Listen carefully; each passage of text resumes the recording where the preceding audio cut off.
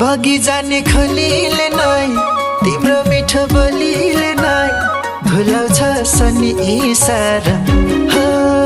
बगी जाने खोलीले नै तिम्रो मिठो बोलीले नै भुलाउँछ सनी इसारा।